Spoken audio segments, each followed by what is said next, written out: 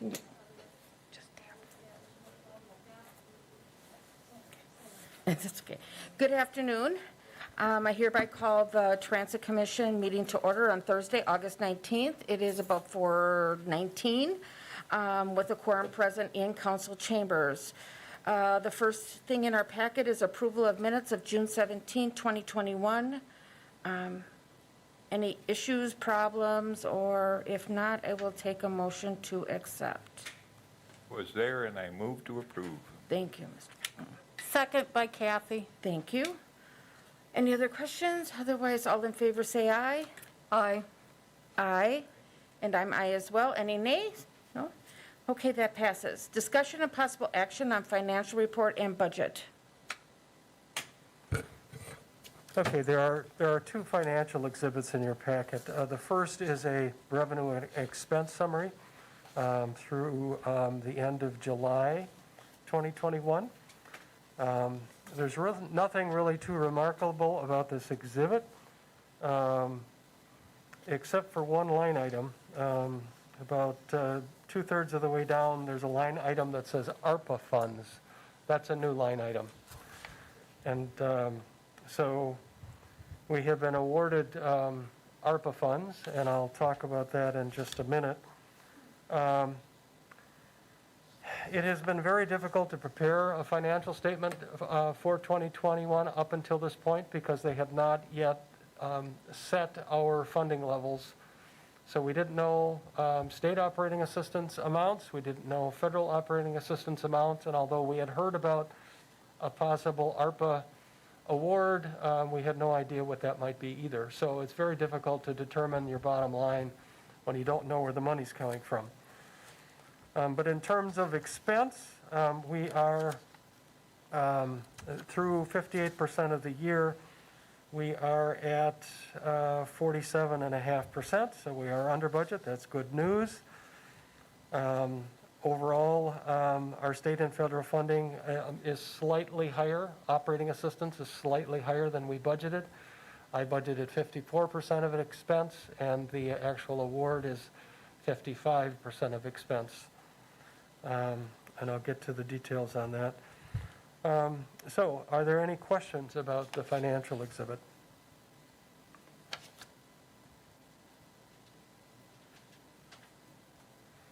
We are spending a little more on maintenance of buildings and grounds because of the cleaning protocols that continue due to COVID-19.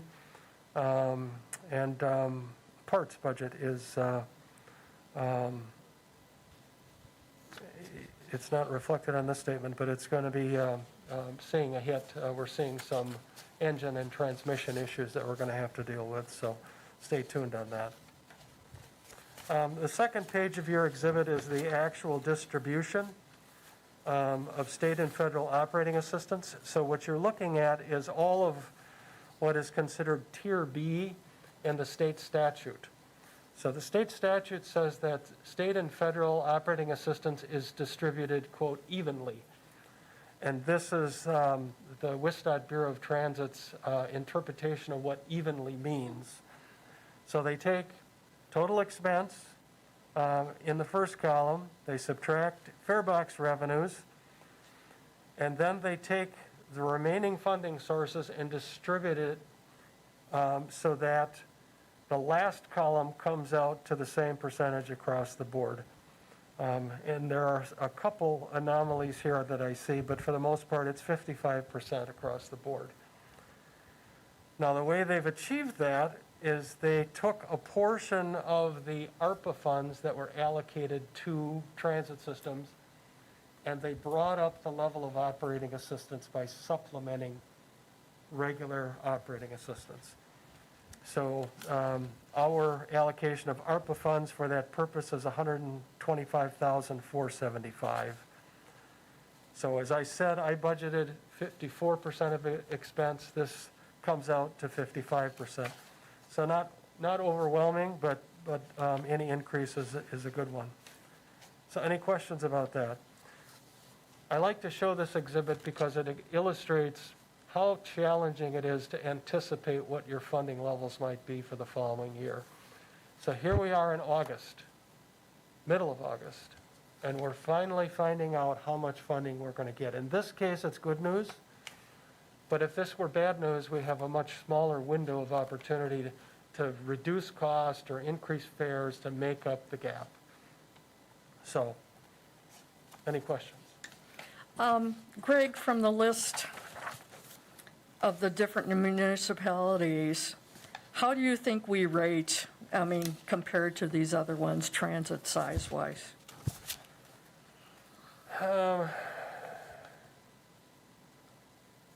We're on the smaller end in terms of levels of service provided.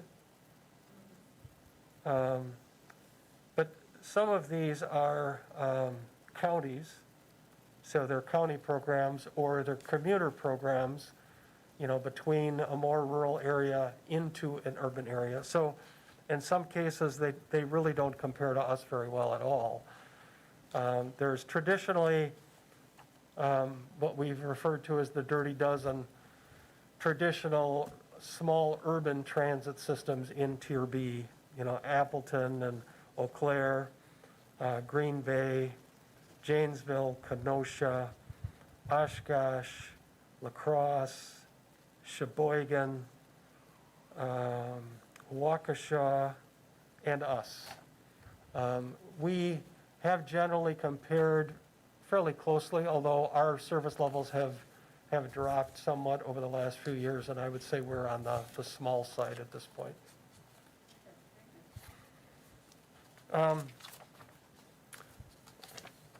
In terms of our ARPA award, we also received, I cannot find my exhibit here. Oh, here we go. In addition to the $125 or so we received for operating assistance, we were awarded an additional $1.151570 for, as yet to be determined. I haven't been able to get a determination, any guidance from the FTA at this point as to what specifically we can use the funds for. It can be used for operating assistance. That is for certain. But, go ahead, Pat. Give us that number again, is it on this sheet? No, it isn't. It's $1,151,570.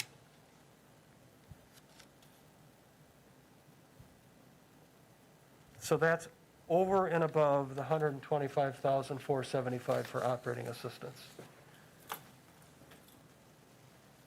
So the intent of Congress is that, or I guess the FTA was that it's geared toward operating assistance. However, there's some language in there that says it can be used for capital projects if you've not furloughed or laid off employees during, since January 20th, 2020. But it doesn't specifically say what you can use the money for. And I've asked, and they've not fully determined that yet. The answer I got was we can probably justify most capital projects proposed, but there was no specifics as to, what that really means. So my guess is they're still working that out. And the challenge is I have to apply for these funds and I have to say what we're going to use them for. And I don't know yet. Would that be part of the grant process? You would have Yes. to have that determined, Greg? Yes. Because I have heard from some disabled riders that previously would be using them all, that they're hoping we could have an addition for public restrooms for riders. Well, it would, in order for me to apply for funds for that, it has to be in the planning document that the MPO does. It's called a TIP, and it's not. Oh, I understand. Yeah, and so we're going to have to sort through and get cost estimates on whatever it is we propose. But the other complication is we have another pot of money, and that is CARES funds. And so I have to figure out which pot is most appropriate for what. So when we were awarded CARES funds, it was kind of a hurry up, hurry up, hurry up, get your grants in. And they suggested we put everything in operating assistance. And so that's what we did, except for the driver barriers. And I've been looking to amend that grant with some capital projects that we've discussed here. However, now that I see this pot of money and a timeline specific, this one has to be used by 2024. The other one, there is no timeline. So I have to figure out, okay, well, what makes more sense, operating or capital, and which grant applies to what? And I haven't sorted that out because I haven't got a definitive answer on what ARPA can be used for. So I'm still working through that. The other complication here is that all the Wisconsin systems are now applying all at the same time. So the Federal Transit Administration is trying to rush to process applications because they have an annual shutdown of their system, their grant system, for the month of September. So they're suggesting anybody who can wait should do so, because they can't possibly get all the grants through the process before that happens. So I'm doing a lot of contemplating at this point, and trying to figure out what makes more sense, and I'm waiting for some answers. And so there's a lot of money there, and I hope we can do some good things with it. I just haven't figured out what to propose. So I'm hoping at next month's meeting I can have a proposal for you.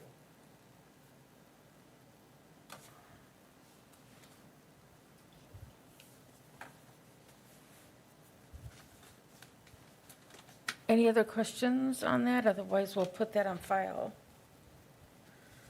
Yeah, I got these numbers last week. So, okay. Okay, we're moving on to discussion and possible action on COVID-19 protocol. All right, I just thought in light of the fact that school starts next week and we're going to see a lot of shiny new faces or portions of shiny new faces, we ought to talk about COVID-19 protocol. So the mask mandate, the federal mask mandate remains in place. It had been set to expire in the middle of September. It was extended a day or two ago to January 18th. So in my opinion, that's good news. As you all know, we don't have any capacity constraints on the bus currently, so I think a mask mandate is essential. We do have driver barriers in place. The barrier itself is, it's a great barrier in terms of protecting operators from COVID-19. The coverage is very good. However, it's going to make it difficult for us to collect various fare media. Transfers and tickets, for instance, are normally handed to the driver, and we now have a big barrier in the way. We would otherwise make change. We made change up until last March, and we've opted to discontinue making change. The CDC recommends the pursuit of contactless fare collection, and that was, initially they had advocated that we not collect fares at all and we have everybody go through the back door. Now that we're going through the front door, they're advocating contactless fare collection. Well, some of it is contactless in that the customer puts it in the fare box and it doesn't have to be handled by the driver. But if they're making change, then they're passing money back and forth, and so we're not going to make change. We are coming up with some low-tech solutions to collect tickets and transfers. It'll just be a plastic bin on the dash that the driver can observe. So they'll put it in a slot and we'll collect it, and they'll organize it and turn it in at the end of the day. So we'll make it work. We haven't used our fare boxes in a while. In fact, we unplugged them because they were draining batteries. And we had buses sitting for periods of time when school buses weren't running. So we're going through them now and cleaning them and doing a campaign on getting them back in service.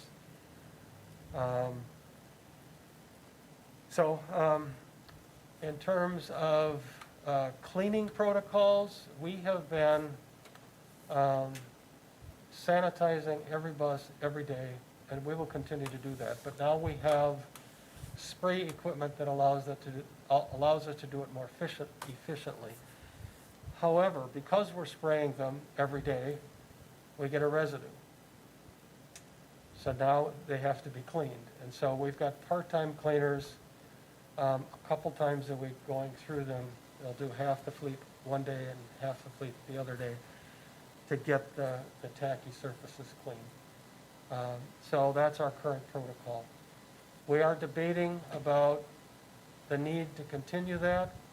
As the numbers spike, I think the current protocols will remain in place. We are looking at ways that we can better utilize our utility workers and lean less heavily on our part-time bus operators because of staffing concerns, but for now, those protocols will remain in place. So any questions on our COVID-19 protocol? I just wanted to make sure everybody knew what they were. Well, Greg, don't you have the type of infrared or something cleaning that you were going to go with, or? Well, I was going to amend our CARES money in order to pursue that, but we've been kind of waiting on this ARPA funds to see if it made more sense to use that grant instead. And now that we know, we'll be able to amend one grant or the other, or amend one grant or put it in the other one and move forward on that. But the short answer is no, we don't have those yet. With this additional funding, could you end up maybe increasing your order of numbers so that all the buses could be cleaned overnight? Well, our goal is to get a system that does the air and the surfaces.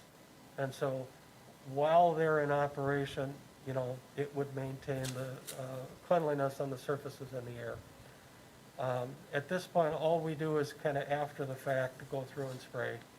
But, during the day, there's nothing there to contain it at all. So the goal is eventually to have that in place.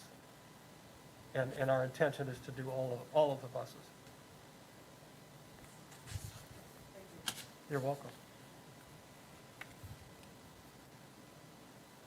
That's all I have. Any questions? Any other questions on that? Okay, discussion and possible action on fleet status. So as I mentioned in my memo, we have had to remove over the last year 4 buses from service because of some structural issues. We do an annual inspection and we watch for shifting in the floor, and sometimes there's a bulge in the floor, and that's an indicator of frame members are not as structurally sound. And we felt we were at a point where it was no longer wise to keep them in service, so we removed them. So those buses are the longest heavy-duty bus they make, which is, well, in the American market, it's a 40-foot bus. And we use those on our school tripper routes because they can handle a higher number of students. Well, we've been looking around for 40-foot heavy-duty transit buses for months now. We had our feelers out long before our June inspections because we anticipated this may be a problem. And we haven't been able to find any. We have found some 30-foot buses, 35-foot buses in Iowa and in the Minneapolis area. Those didn't pan out. One of the challenges with buying used buses is generally you have to bid on them. You have to dance to the tune of the transit system, and many of them put them out on a site and they auction them, or you have to bid with the system directly. And when you're in a bidding situation and you are in dire need, that's not a good situation. So we have found some 30-foot buses, so they're 10 feet shorter than the ones we're taking out of service, in Kenosha. They are heavy-duty transit bus. They're made by the same manufacturer as has made the rest of our fleet, so we're familiar with the vehicle. They're just shorter than we would like, so they don't offer the same capacity. And I'm bringing this to your attention because I'm concerned about a possible crowding. Now, the good news is that generally at the beginning of the school year, loads are lighter. So for the first month, a month and a half, maybe 2 months, I think we'll be okay. COVID is also going to be a factor. We don't know what sort of ridership to expect when school is back in session. I suspect I think parents are going to kind of self-select. They're going to decide whether getting kids shoulder to shoulder on the bus is the right thing to do or not. In the past, when school was in session and we were concerned about social distancing, it took care of itself. And so it may take care of itself in this case as well. But I want to bring this to your attention because we are not offering the type of capacity we have in the past. These 30-foot vehicles are certainly better than nothing. They add a level of capacity, but it's not as sufficient as I would like it to be. The buses have been inspected. The buses will be safe. We don't have them yet.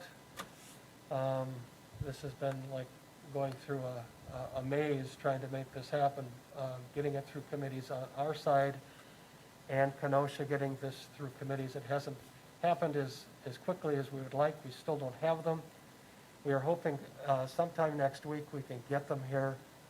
We have to install fare boxes. We have to get destination signs programmed. We have to go through and clean them because they've been out of service for a bit.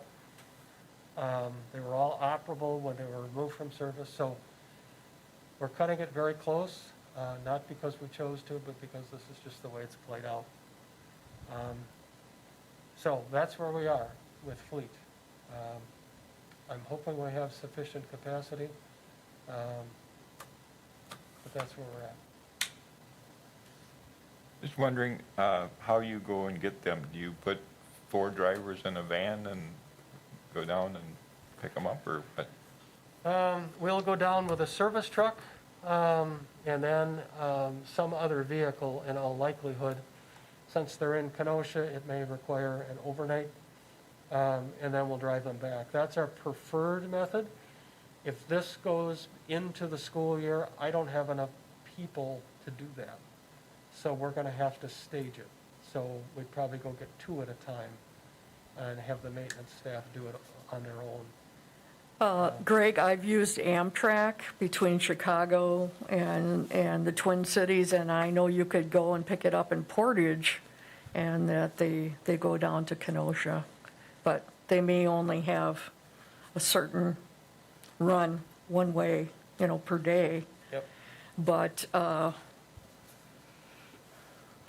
Yeah. but it would be downtown Kenosha and then a quick cab to, so that might be another option. So you don't lose as many staff and having to do an overnight.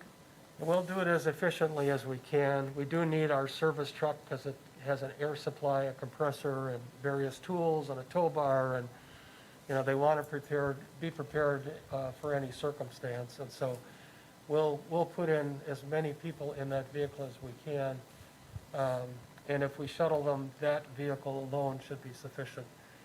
If we need to get all 4, we may have to take a separate chase vehicle. But then it requires an additional person, so.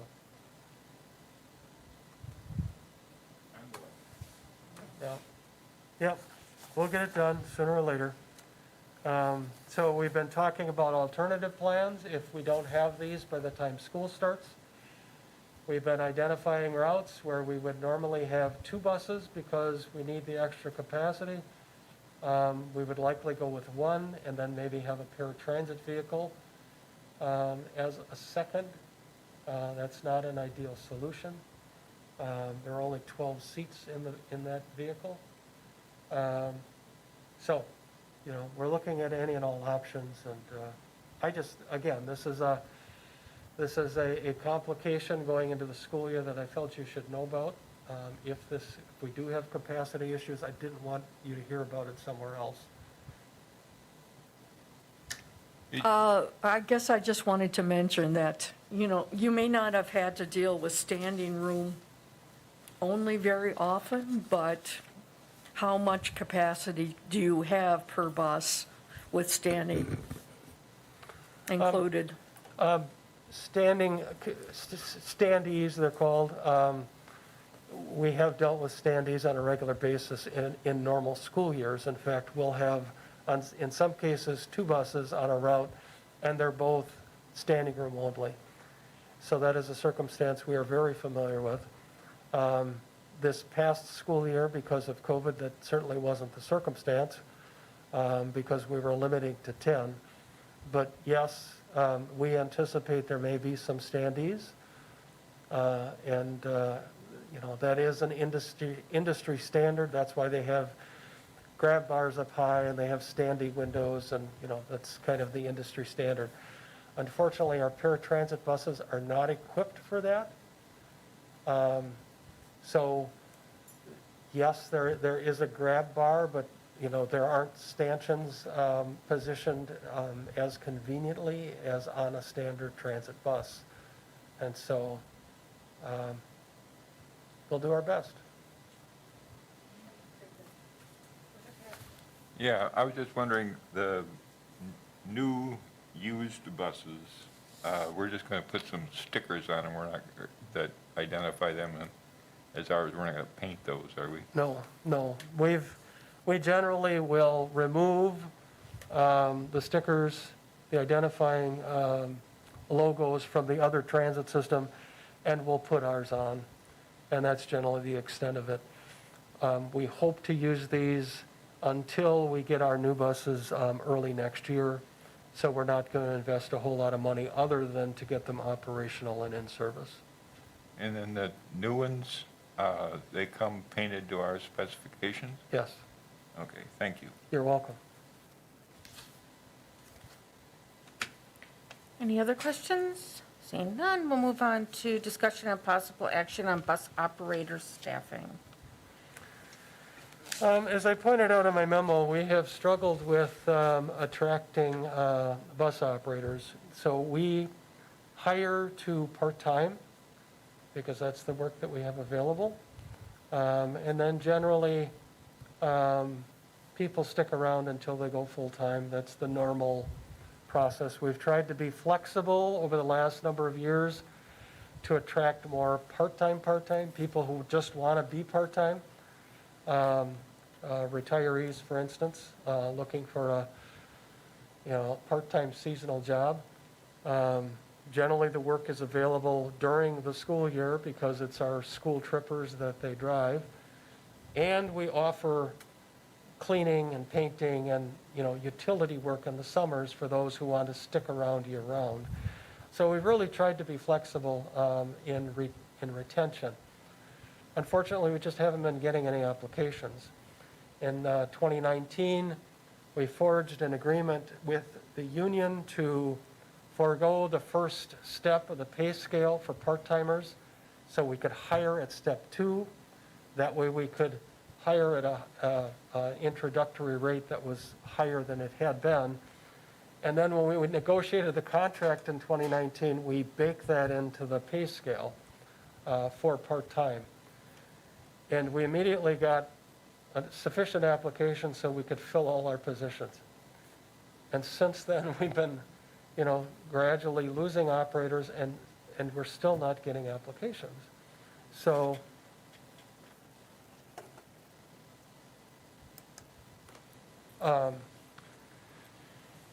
we have been meeting with HR along with several other departments, DPW, police, and fire, because they're having not quite as dire issues as we are, but similar issues. And how can we recruit differently? Where can we recruit? So we are in the process of making yard signs. We're hiring, and we're going to offer those to our employees to place in their yards so that they don't have to be forced to work overtime. And they'll be at the transit center and other places. We are printing cards for drivers to hand out. They are sometimes asked, or they'll identify people they think would be a good bus operator, and so we're giving them cards that, come work for us. We are in the process of working with the videographer, recently hired videographer for the city, and we're going to do a promotional video for the department, come work for us. The other departments are doing the same. And so we're exploring all kinds of things. I've also convinced the HR department to go back to a paper application.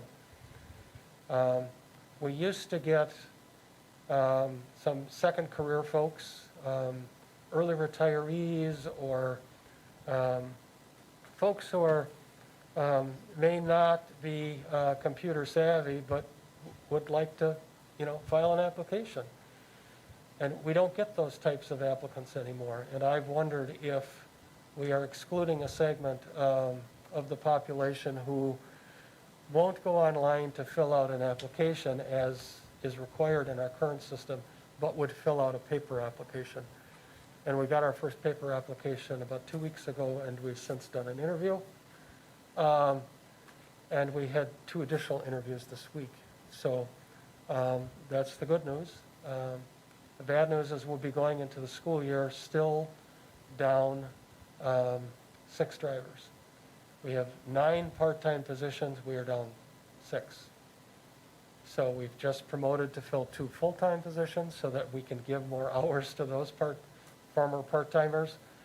And we have 6 vacant positions. So we are at our limit in terms of the service we can provide with the staff that is available. So supervisors may be behind the wheel. We will be forcing overtime. We've been in that situation for quite some time. We've given a heads up to our people. We're going to work with them on off time and, try to get the work done. So again, I just wanted you to know where we are. There are times when people call in sick and we are to the last person and we may have to cut capacity. And so if that happens and that comes back to you through other means, I just wanted you to hear it first. Greg, is there something the city does with retirees of some type of mailing where you might want to throw that in case there's some retirees that may be willing to do some part-time? I have been in personal contact with retirees asking if they would return, and so far we've not had much luck. So, Greg, is it us, is it industry-wide, as the yellow school buses having the same issue with drivers, do you know? it is industry-wide. It is not just transit either. It's yellow bus, it's truck drivers, it's CDL drivers in general. In our case, it's complicated, well, us and yellow bus, it's complicated by the part-time nature of the job. Either it fits your schedule or it doesn't. And, the other complication for us is we've become more flexible in allowing other employment opportunities. It makes it more difficult for us when we need them to work. And so when somebody calls in sick, I go down my list and half the people aren't available. They don't have, enough hours for the week, but they're not available during the time I need them. So, flexibility is great, but there are some downsides to that as well. So, again, we're working with HR and coming up with ideas. We've talked about hiring only to full-time, doing a seasonal full-time. It'd be much like teachers. So teachers are seasonal full-time. The challenge is the benefit. We're offering, a benefited position, and so the question is, how much benefit do we offer? How many hours do we need them to work in order to maintain that benefit? So we've talked about hiring or creating non-benefited positions, so just part-time, no benefit. So we're batting a lot of things around, but this all has to be negotiated. So at this point, they're just all ideas.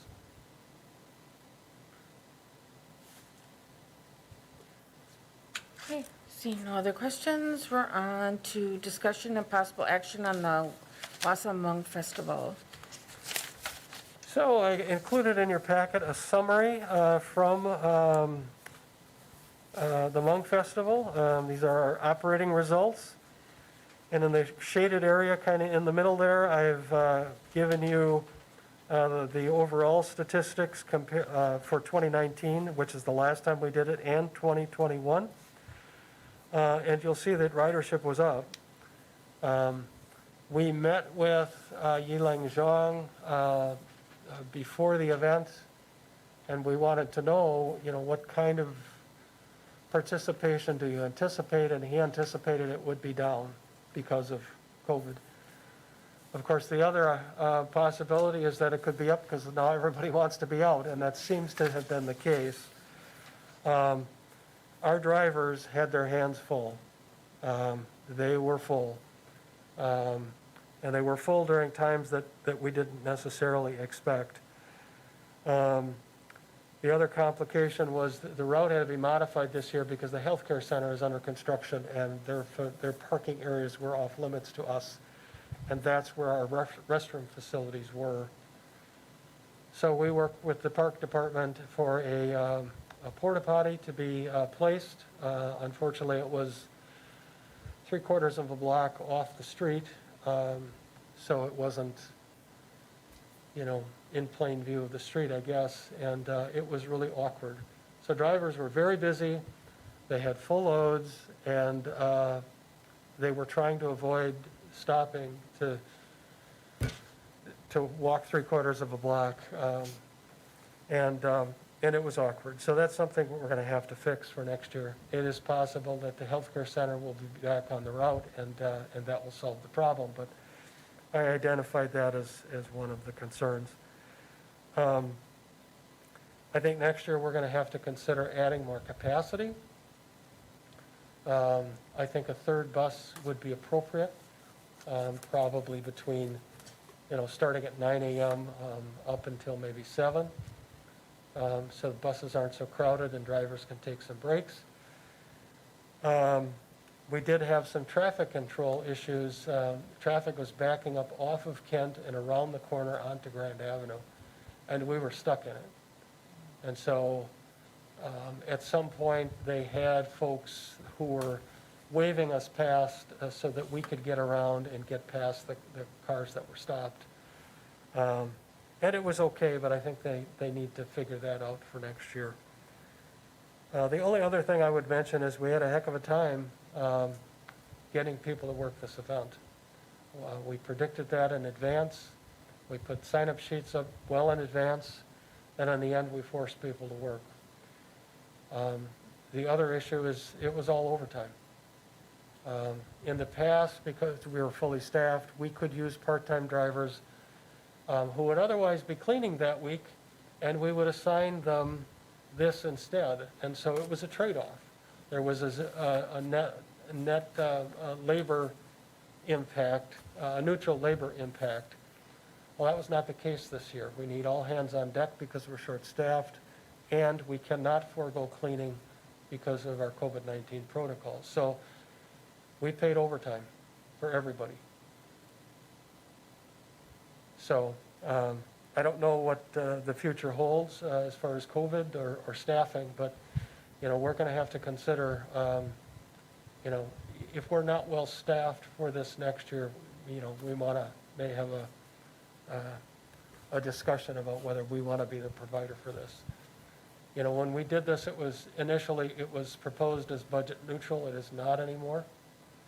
Now, it's only 2 days, so it's not like it's going to break the budget, but this is a bigger task than we set out to make it. So we'll have that discussion next year. We were set to have a meeting to debrief with Yilang Zhang. Unfortunately, it was about to take place during the severe weather we had last week. So it didn't occur. So we'll reschedule that. So any questions? So we're now on Transit Director's Report. All right, so we've been asked to participate in a Stuff the Bus program, where they will take donations during the Labor Day parade. It is our bus that they would like to stuff. So our role is to get the bus there, and our union president has volunteered to do that. And it will be parked there until after the parade at some point, and then he will bring it back. So I just wanted you to know that that was occurring, in case you see a transit bus in the Stuff the Bus media coverage. That is indeed our bus. We are anticipating being the provider for the outrageous weekend shuttle service. You may recall in 2020, I don't remember, the last time this was supposed to go on, I guess it would have been for 2020. We were proposed to be the provider. This body approved that. And it didn't happen because the event was called off for COVID-19. Well, it is back on. And so I've been working with the park folks and someone from the Festival of Arts on identifying the route and working out some bugs, and so it sounds like it's a go. So that will occur that second weekend in September.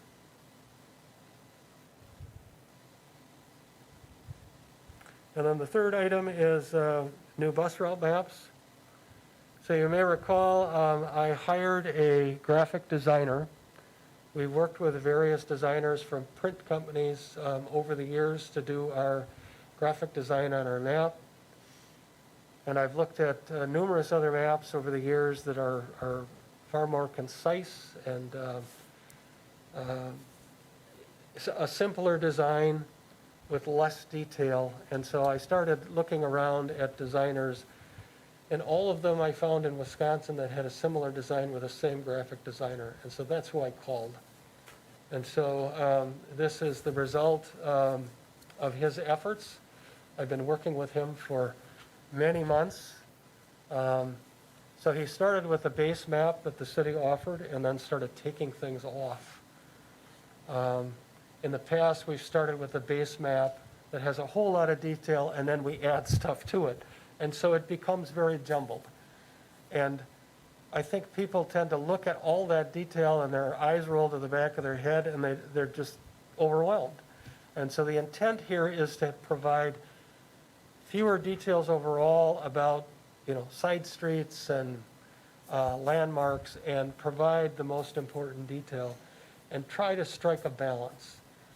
We ended up adding some locations that the designer felt maybe weren't as important, social service locations and that sort of thing. So we'll see how it goes. I haven't received a whole lot of feedback. I like the design, but time will tell. So we did two maps, and both were in your packet. One is our regular routes, or our main line service that runs Monday through Friday. And then the one with the red band across are our express routes. Those are the school tripper routes that run on days when school are in session. We tried to make much of the rider's guide information that's on the back of the map very similar, if not the same. The biggest improvement in my mind, in addition to the simplicity, is the fact that we've marked all of the bus stops. So in every route, you'll see the little dots all along the route. Previously, we did not have bus stops on the map. They are all now marked. So if you find some that appear to be in the wrong place, let us know, and we'll fix it in the next printing. We'll start a list. But I went through, it took a long time, believe me, to try to get these right, and I hope they are. So, any questions? Thank you very much. I really like it. I've showed it to some people in the community, and they're not bus riders, but they like that the stops are on there, and One thing I noticed just now, you changed the G route to Sherman Street, so that bus computer sign on the front of the bus will now say Sherman Street instead of Shopko. Well, I wish it automatically changed like that. So we have several vintages of signage. The sign company is called Luminator, and each is a little different. And so we're working with Luminator at this point. We've been dragging our feet a little bit because the signs from Kenosha are a different vintage yet. And so we want to reprogram them, but we want to do it once. Okay. So I have to work with Luminator to get all of the vintages to change. Some are programmed to a thumb drive, some have a special card, so, you know, whenever you're dealing with a proprietary software or equipment, that's what you have to deal with. So, but yeah, we hope to get that done hopefully before the school year starts. This is kind of related. In the minutes, I was reminded that you were working with a third party to get some information into Google Maps. And you thought that was progressing. How are we doing on that? Well, it's in Google Maps. So we hired a firm called Trillium, and they've got our bus stops, our timetables, and our routes in Google Maps. So if you go to Google Maps and you want to plan a trip, you'll see the icons across the top, a car and a pedestrian and I think it's a train for transit. You'll just click on that transit icon, and then you'll enter an origin and a destination, and it will provide you information for our system. The next step of this, which we thought would have happened already, is to get that same trip planner on our site. So you would go to our site, and then there's a trip planner, you know, the Metro Ride trip planner. Well, they have to work with Google on all of this stuff, and Google has changed some of their protocol, and I don't understand it very well. I've got IT involved, and we've hit kind of a roadblock. They're waiting to see what Google does with whatever the roadblock is before we plot it on the site. So I'm now talking with IT about just creating a link, you know, some kind of icon with a link and saying, want to plan your trip, click this button and it opens Google Maps. But it wouldn't be specific to us, it's just a link to Google Maps. And that would be an interim until they get this thing figured out with Google. Yeah. Greg, just one question. In the city newsletter, will you write an article anything about updated maps with bus stops? That's a great idea. I've been waiting to do an article for Google Maps, but it's not ready yet. So that's a good idea. I can do the maps instead. I believe you got to have whatever deadline is August 23rd for the next newsletter. Yep. Can you also, in that newsletter article, say you're trying to recruit for bus drivers? Yep. We can do that too. Because that goes out to all city residents. Yep. I don't know if it will help, but anyway, get the word out. That is a fantastic idea. Thank you. And that's all I have, unless you have any questions. I do. What's the status on the planning? Oh. Dave and Andy are here. So we had kind of a kickoff meeting with staff, the worker bees, Dave and Andy and myself, and the firm. So the MPO has finalized a contract with RLS and Associates. They were one of two firms that had bid on the project, and the oversight committee selected RLS.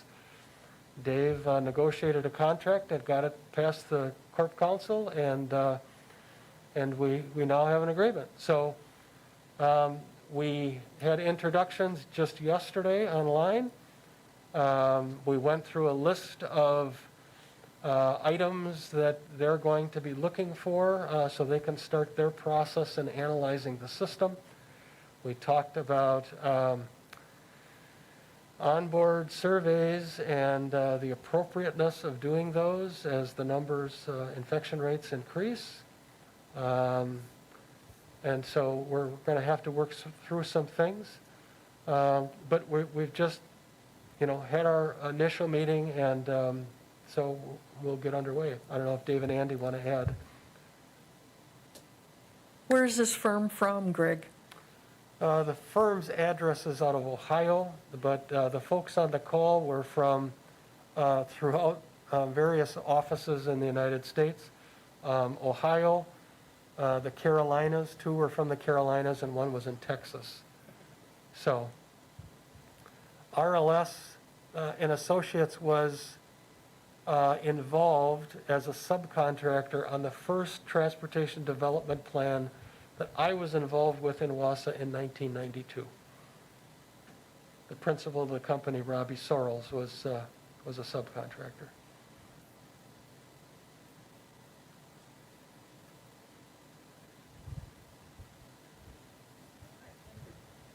You're welcome. Any other questions?